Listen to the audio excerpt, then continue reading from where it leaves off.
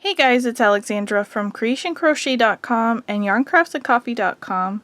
Today we're going to be making a really cute textured ear warmer worked in your favorite worsted weight yarn. I'll be providing instructions for toddler, child, and adult sizes. This ear warmer is from my Little Pebble series, which features this really cool textured pattern here that is just alternating single crochets and treble crochets. It's a modified even berry stitch if you're familiar with that stitch pattern. I find that one, the little pebbles, that's what I call these, they don't hold their shape that well, and sometimes the textured part flattens out. So I've modified it in this way, and the stitches hold their texture really well. It's not too bulky, but it's nice and cozy, and I just love the fabric that it creates. These two are my worsted weight versions. I am working on another one with a cinch center, but I don't have it ready yet. As soon as it's ready, I will pop the link to it down in the description box below. I have my twisted ear warmer here on the left and the regular tube here on the right. Today's tutorial, I'm going to be showing you how to do my favorite style, the twisted ear warmer. This starts with a basic rectangle shape, and then you sew the ends together to get this twist. And while I like to wear this on the front, I put it off center. I think it's super cute. If you happen to not like a lot of extra fabric at the base of your neck, because sometimes the fabric down here does roll up, then you can also wear this at the base of your neck and you'll see that you don't have that extra fabric there. So basically a 2-in-1 design. These ear warmers are part of my 2024 Mystery Ear Warmer Crochet Along that I'm hosting on my blog. You're going to find the links to everything down in the description box below, including the materials that I'm using today. You're going to need a worsted weight number 4 yarn. You can use your favorite worsted weight yarn. The only thing I'm not going to recommend is 100% cotton because it doesn't have any secondary fiber in it to help it bounce back and retain its shape. This one here on the right is Lion Brand Wool Ease, which is one of my absolute favorite cozy yarns. It is a wool blend. And the one on the left is Araucania Hawasco Kettle Dyed Yarn. This one is a very natural color. The other kettle dyed yarns are absolutely beautiful, but I really wanted a color that was lighter so that it would really show the textured stitch pattern really well. These are both wool blends, so they do include wool. Acrylic yarns do work for this. Another great animal fiber, if you're allergic to wool, is alpaca. Keep in mind that an animal fiber is going to keep you warmer than an acrylic yarn. Animal fibers are going to help protect you against the wind, whereas an acrylic yarn, the wind is most likely going to go through it. So just something to keep in mind as you're picking your yarn, trying to kind of think of where you're going to be using it. If it's just a cool day or a cold day and I'm out running errands, then I could easily pick either fiber. If I'm going to take this on a trolley ride or on a boat ride, or if I'm going to go somewhere where it's really windy, I'm going to opt for something that has wool in it. Gauge is not terribly essential for this project. You do need a soft tape measure so that you can measure the length to ensure that your finished rectangle will fit your head size. But as far as width goes, after about 4 to 6 rows, you can measure the width of your fabric, and that's going to be the finished height of the ear warmer. So after you work these initial rows up and you measure, if you'd like it to be a thinner band, you can easily take some stitches out. If you'd like it to be a thicker band, you can always add some stitches in. Then you work up the full length of the rectangle, which is going to be 2 to 2.5 inches smaller than your head size. So very easy to measure as you go, make sure you get the right size. Let's go ahead and get started. We're going to start with a slip knot, so I've pulled the yarn over my fingers here, wrap it around my index finger 2 times, hold the tension with my thumb and my middle finger, then I'll pull the loop on the left up over the other one but not off my finger. Then I'll go to the one on the left now, pull it up over the other one and off my finger. Grab my crochet hook, insert it into the loop on my finger and pull it off. Then I'll hold the working yarn in my right hand and the short tail end in my left. I'm going to pull that so this knot will go to normal tension. We're going to start with a chain. To chain, we yarn over and pull through the loop on our hook. Yarn over, pull through the loop on our hook, yarn over, pull through the loop on our hook. Each time we do that, we get one of these V shapes here. We don't count the loop on our hook. We have 1, 2, 3 chains. Now I'm going to put up a chart that's going to show how many chains you're going to want to have depending on the size that you're working. The number of stitches that you're going to have is going to be equal to 1 less than the number of chains that you have. So if you have a chain 12, you're going to have 11 stitches. If you decide to adjust this at all, you're going to want to make sure that you start with an even number of chains so that you get an odd number of stitches. After you have all your chains complete, we're going to single crochet into the second chain from the hook. So we don't count the loop that's on our hook. We have 1 chain under it and then the second chain underneath that. Insert your hook right into the center, yarn over and pull through. You have 2 loops on your hook, yarn over and pull through both loops. Single crochet into the next chain, insert your hook right in the center of the chain, yarn over and pull through. 2 loops on your hook, yarn over and pull through both loops. Insert your hook into the center of the next chain, yarn over and pull through. 2 loops on your hook, yarn over and pull through both loops. We've just worked 3 single crochets together. You use these V shapes here at the top to count them. There's 1, 2, and 3. Now we're going to continue single crocheting into each chain all the way across the row here. Once you complete your last single crochet, you're going to have 1 less single crochet than the number of chains that you started with. So if you started with 12, then you have 11 single crochets. For row 2, we're going to chain 1 and turn.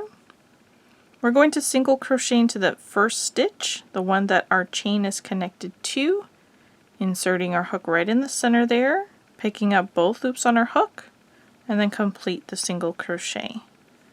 And then we'll continue to single crochet into each stitch all the way across the row. You're going to have the same number of single crochets at the end of this row. After I complete all my single crochets across, now we're ready to go ahead and get started with the textured pattern.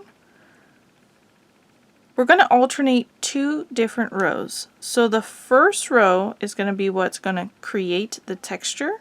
We're going to start with a chain 1 and turn. We're going to single crochet into the very first stitch. Then we're going to treble crochet into the next stitch. Yarn over 2 times so that you have 3 loops on your hook. Insert your hook into that stitch, yarn over and pull through. Now you have 4 loops on your hook. We're going to yarn over and pull through 2 loops at a time. Each time I do it, I'm going to move my fingers up to the part of the stitch I just finished so that I can keep the tension consistent. I find that if I don't do that, then my initial loop will grow and then it'll look messy. So I always just try to keep the tension even, and if it does end up making this chain long, then I'll take out the stitch and rework it. So yarn over, pull through 2 loops only.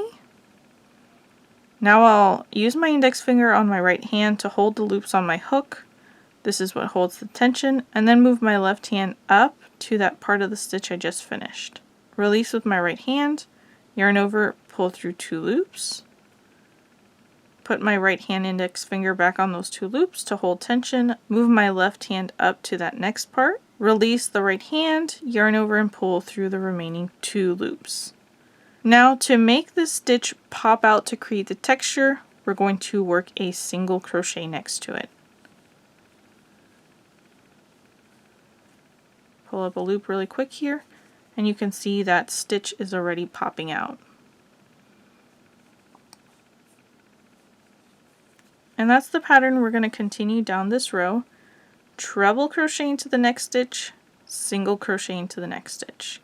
Treble crochet into the next stitch, single crochet into the next stitch, all the way down, ending with a single crochet at the end. Let's work a couple more together. Yarn over 2 times, you have 3 loops on your hook. Insert your hook into that next stitch, yarn over and pull through. Now you have 4 loops on your hook. yarn over, pull through 2 loops, hold tension, move my finger, yarn over, pull through 2 loops, hold tension, move my finger, yarn over, pull through 2 loops. Then I'm going to single crochet in the next stitch. Treble crochet in the next stitch, yarn over 2 times, you have 3 loops, insert your hook into the stitch, yarn over and pull through, 4 loops on your hook, yarn over, pull through 2 loops, yarn over, pull through 2 loops, yarn over, pull through 2 loops. Single crochet into the next stitch. And these create the same V shapes at the top as the rows of single crochet. The treble crochet V shapes are a little bit longer. The single crochet V shapes are a little bit tighter. But you count these the same exact way. 1, 2, 3, 4 stitches, and so on. Let's say I was working this next treble crochet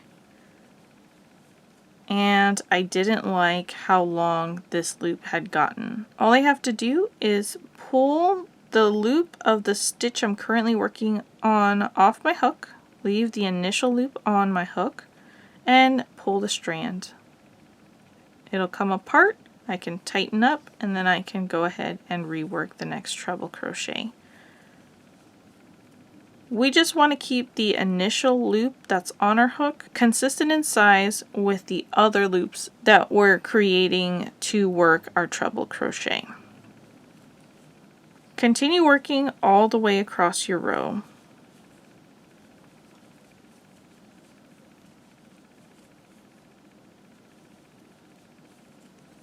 At the end of the row, you're going to have the same number of stitches, and you're going to see that texture that's been formed all the way across. The side that the little pebbles are popping out on, that's going to be the right side of your fabric, or the front side. On the back, it's going to remain flat. So this is how we work the textured row. The row that follows this, that we're going to alternate between, is just a row of single crochet. So chain 1 and turn, single crochet into the very first stitch, then continue single crocheting into each stitch all the way across. The treble crochets are a little bit taller and the V shape rolls to the back. So you may need to just roll your fabric forward a little bit so that you can see the V shape. Insert your hook to pick up both loops from that V shape and complete your single crochet. The next stitch is a single crochet, it's really easy to see. And then the next stitch is a treble crochet, so just roll it forward a little bit so you can see where to insert your hook to pick up both loops of the V shape at the top. And then go ahead and continue single crocheting into each stitch across to the end. And that's going to be the 2 rows that we're going to repeat for the entire project. A textured row and a single crochet row. After you finish that single crochet row, you're going to chain 1, and you're going to turn, and you're going to start your textured row again. Each time you're looking at the flat backside, you know that you're working a textured row. Single crochet into the first stitch, treble crochet into the next stitch. Single crochet into the next stitch, treble crochet into the next stitch. All the way across, ending with a single crochet. Once you finish that last stitch, you're going to chain 1 and turn, and you're going to see the textured pattern looking at you. That's how you know that you're going to work just 1 row of single crochet here. I have 8 rows complete now. 2 rows of single crochet in the beginning, and then I worked the repeat 3 times. The easiest way to count this is going to be to look for the textured row. You know this is going to be row 3 from the beginning, and then you can count the next textured row above it, row 5. There is that single crochet row in between, but sometimes it's a little bit harder to see. So row 5 as the next textured row, and then the next textured row above that is row 7. Now I've worked 1 single crochet row above that, so I know that's row 8. 8 rows. I would continue counting the textured rows for the entire length of my project. After about 6 rows, you can lay this flat. Measure from the edge of the left side all the way across to the edge of the right side, And that's going to be the finished height of your ear warmer. So if you'd like this band to be thinner, you would work less chains and stitches, and if you want it to be thicker, you would work more chains and stitches. Subtract or add in multiples of 2 to the number of chains that I've provided. And that's multiples of 2 now because we have an established chain. Just remember that we want the chain to be an even number so that we end up with an odd number of stitches. I'm going to put up a chart that shows how many rows you're going to want to have depending on the size that you're working. This is going to have the total number of stitches ending at the last textured row, and then before we finish we're going to add 2 rows of single crochet above that so it will match the beginning. So the row counts that I'm providing will end you on a textured row. I'll come back, we'll finish with 2 rows of single crochet, and then we'll join.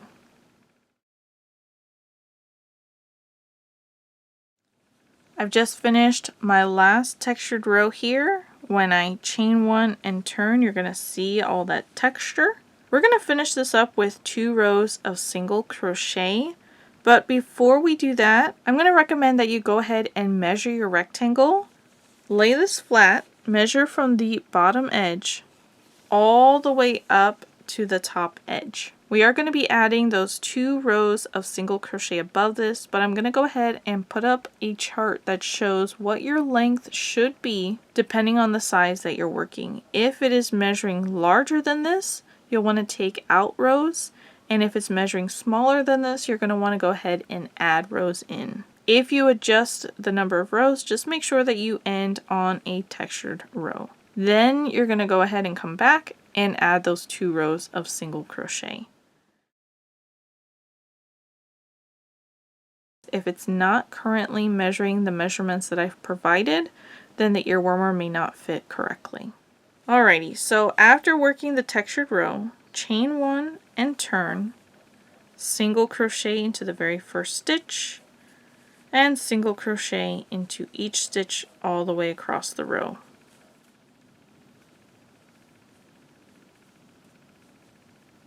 Now I've completed the end of my row. I'm going to go ahead and chain 1 and turn, and single crochet into that first stitch, and then into each stitch all the way across the row there. And now I'm ready to fasten off. I'm going to go ahead and fasten off with a tail end longer than normal because we're going to be using it to do some sewing.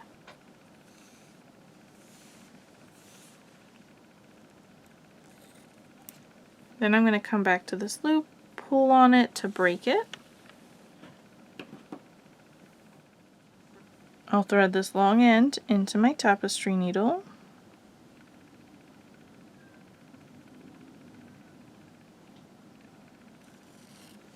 I'm going to set this down for a moment so I can get into position. We want the textured side to be facing up right now. We're going to bring the ends inward towards each other so that the textured side is still inside and the flat side is on the outside. We're going to take the right side and we're going to put the top of the right side in the middle of the left side. Then we'll press the layers together so that the bottom edge of the left side is halfway on the fabric of the right side. Then you're going to wrap the bottom of the right side around so that that left side that you just laid flat is going to be sandwiched in between, and it should come out evenly here. Now you're going to take that top layer, move the tail end out of the way, take that top layer and lay it down so that it is flat against those 3 layers. Right now you see the textured side of that top part. When we lay it down, it's going to be flat against our work, and this layer is going to match up with the other ones. So now you have all 4 layers there together, and the lengths of them should be even. Now you can whip stitch this. I am not going to do a whip stitch. I'm going to do a running stitch, but a whip stitch you would bring your needle over, insert from the bottom, run it upward, pull through, then bring it over the top again, run it in through the bottom, all the way up, pull it through, and continue all the way across, pulling that yarn over. For the running stitch, I'm going to start from the bottom. I'm going to go from the bottom right corner, inserting into that bottom layer, through the first stitch of the second layer, then through the corresponding stitch of the third layer, and then through the last stitch on that top layer, underneath both loops of each stitch that I worked through. Pull it through. I like to work this one around first because I feel like it really secures that first stitch. Now I'm going to come from the top into that next stitch on the left from that top layer, into the corresponding stitch of the next layer, into the corresponding stitch of the next layer, and into the corresponding stitch of the bottom layer, picking up both loops of the V shape each time. On the bottom, I'm still picking up 2 loops. It's just from the beginning chain. Pushing all the way through. The important thing here is to make sure you get all the layers as you work through. I'm going to come to the stitch to the left, and I'm going to push upward through all those stitches.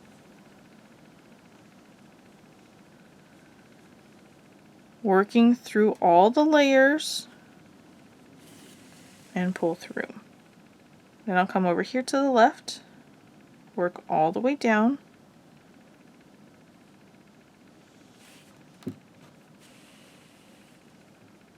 and I just continue all the way down, lining up my stitches and working through all the layers at one time.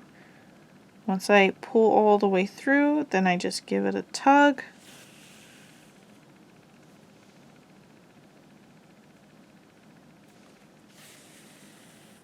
Once I get here to the edge, I'm going to come around here to the left side, make sure I get all the parts of those stitches, tack down that corner.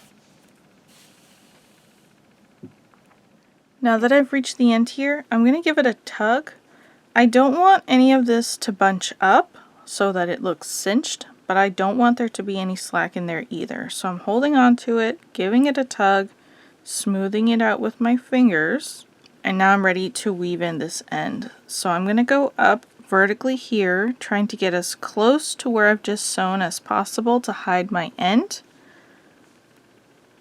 When I enter and exit, I'm not going to pick up the whole entire stitch on my needle. Instead, I'm going to insert my needle into the center of it to break it in half, and that's going to help to capture my yarn better.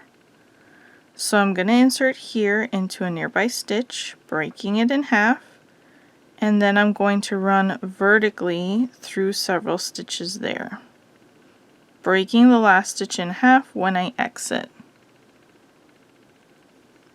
Hold on to the fabric in between my fingers, pull that needle through, give it a tug, then I'm going to come back and manipulate the fabric if I need to, if it has bunched up. I want it to lay naturally and not bunch up. Now I'm going to rotate this so I can work back in the other direction.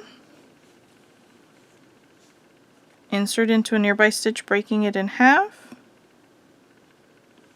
Run up through several of those same stitches I just finished working into, and break the last stitch in half when I exit. Hold onto the fabric in between my fingers, pull it through, give it a tug, then come back and manipulate the fabric. I like to do 3 passes, that's my magic number. If you feel comfortable after 2, you can fasten off. If you feel like you need to work a 4th one, you can do that too. Into a nearby stitch, breaking it in half, vertically through several of the same stitches.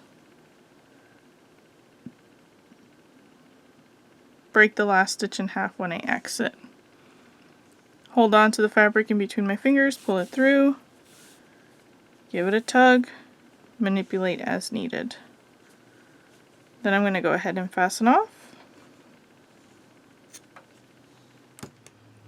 I'm going to come back to the initial tail now. I'm going to weave it in the same way here in the bulkiness of the other side.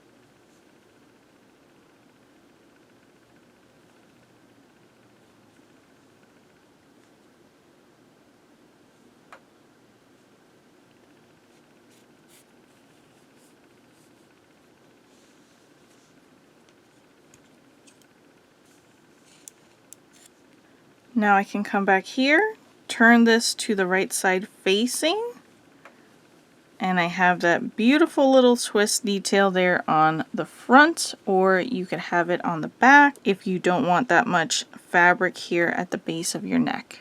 I'm so excited to wear this out. This is my favorite style. Guys, thanks so much for watching this video. If you enjoyed this video, please make sure to smash that like button to let YouTube know that you enjoyed it, and subscribe to my channel while you're there. Pop down into the description box below for the link to the written pattern, as well as links to other ear warmer tutorials and my mystery ear warmer crochet along, and I'll catch you guys next time.